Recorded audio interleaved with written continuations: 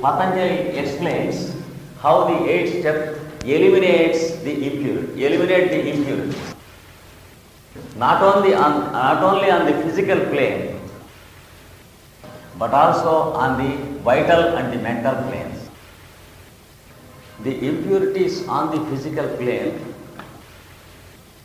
will work as constipation, etc.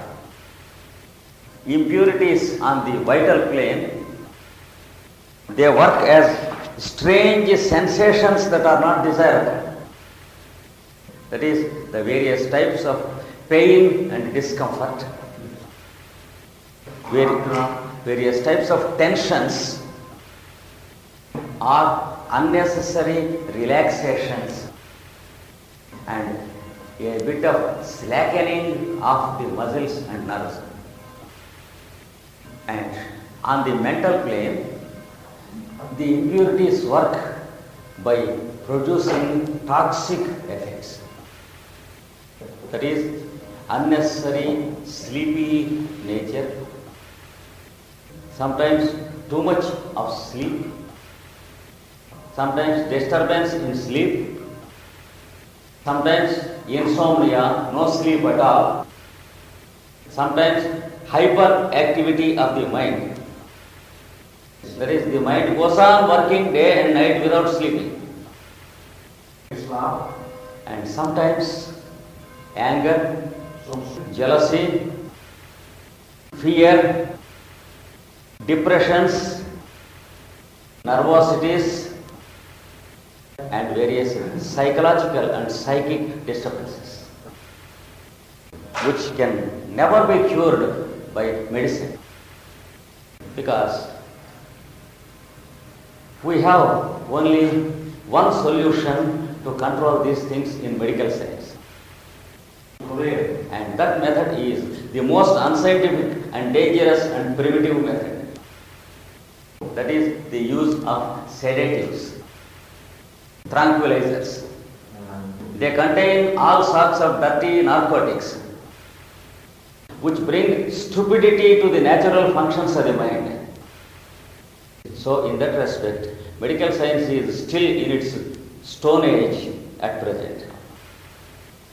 It is too primitive, and if we do not know scientific advanced methods like yogic practice, it is better to suffer from these impurities and diseases than to suffer from the bad effects of narcotics and tranquilizers. Please remember, there is no compromise about this, because nature never compromises with our evils. The fact medical science accepts these things never proves that they are correct. It only proves that the present medical science is most unscientific and dirty. We should not be ashamed of rectifying what we have to rectify. So, we have an advanced method of eliminating all these three impurities. Suppose I feel that there are many enemies working against me, that many people are jealous about me. They do not like that I am becoming popular. This is how my thoughts are conditioned on the mental plane by the impurities. Many people feel the existence of enemies. Many people understand that there are people who are jealous of them. This is due to the impurities working on the mental plane. Not in the mental plane of the enemies, but in our own mental plane. If the mental plane of enemies is working, let them take care. We are not there to take care of our enemies. The fact we are feeling the existence of enemies outside immediately proves the existence of some impurity or toxic matter in us. That something like liver or spleen is not working properly, and it is producing its own toxic effect upon the mind, and we are having misanthropic moods. This is the way how the impurities work on the three lower planes. A proper practice of the 8 steps of yoga eliminates these impurities in a systematic and safe manner, leaves the vehicles clean and pure. We have not only these 3 planes of existence, there are 7 planes of consciousness in every one of us. And for your information, I will enumerate the 7 before we proceed to the 8 steps of yoga. The first is called the material plane or the physical plane. The second is called the vital plane, which is the plane of forces that is working through the cerebrospinal system and the nervous system. The third is the mental plane, or what we call the mind. Fourth is the plane of pure will, which is called buddhi in Sanskrit. Buddhi in Sanskrit. What's the disturbance? What's the difference between mind and buddhi? Mind is only a reporting person who reports the persons and the things of the environment to the indweller, who takes the orders of the indweller to transmit to the outer world. He has no message of his own to give us.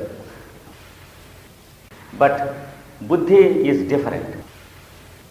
It has what is called discrimination. It gives you the power to choose the correct thing and reject the wrong thing. It also gives you what is called common sense, which is the infallible gauge to truth and untruth. If we feel lazy in using our common sense, then we will deceive ourselves many times. Through a process of self-mystification, in the name of many experiences in yoga and many wrong experiences in tantra, and in the name of strange phenomena and psychism and bad experiments in the name of communicating with the dead persons, we will resort to many strange things that are not true and not natural.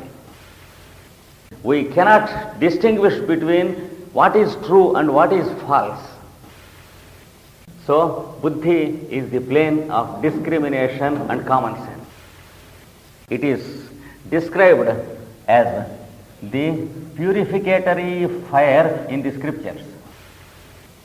Our house, which is our physical, our constitution, is said to have 3 fires in it in the scriptures. One fire is called buddhi, into which you are expected to throw everything you receive, and then let the impurities be burnt in the fire, and then again receive the pure offering given to you by the fire. And another fire is called the fire of the householder. That is what we call the digestive fire.